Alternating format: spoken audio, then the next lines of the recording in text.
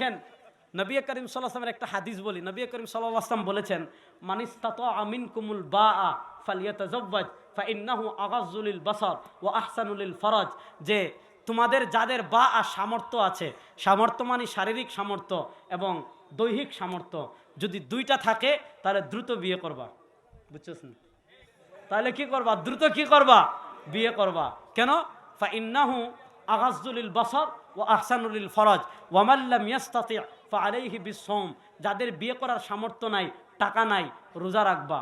এখন প্রশ্ন হলো, বিয়ে করার আমরা মনে করি 7, 8, 9 লাখ টাকা না হলে বিয়ে করা যাবে না। না, কেউ যদি তার সামর্থ্য পরিমাণ মোহর দেওয়ার সামর্থ্য থাকে আর স্ত্রীকে রাখার মতো জায়গা থাকে, ডাল ভাত খাওয়ার সামর্থ্য থাকে, বিয়ে করবেন।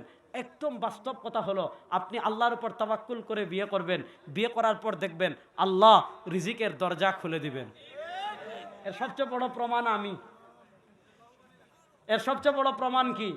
আমি। যাক, আমি বিয়ের আগে জামে আবু বকর পড়াইতাম, বেতন খুবই কম পাইতাম। বিয়ের পর আল্লাহ কত দিক থেকে কত রাস্তা খুলে দিয়েছেন। শুনেন, বিয়ে নবী করিম সাল্লাল্লাহু আলাইহি ওয়াসাল্লাম বলেছেন, ইন্না আ'যামান নিকাহি বারাকা। আল্লাহ রাব্বুল আলামিন ওই বিয়েতে বরকত বেশি দেন যেই বিয়েতে খরচ কম হয়। নবী বিয়ে সহজ করেছেন আর আমরা বিয়ে করে ফেলেছি কঠিন। এখন দেখেন, আমাদের বরযাত্রী ছাড়া বিয়ে নাই। বরযাত্রী যাওয়া হারাম।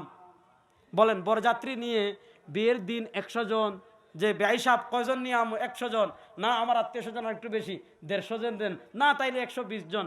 এইভাবে দরদারাদামি করে বরযাত্রী নিয়ে যাওয়া আর মুদ খাওয়া দুটার কোনো পার্থক্য নাই।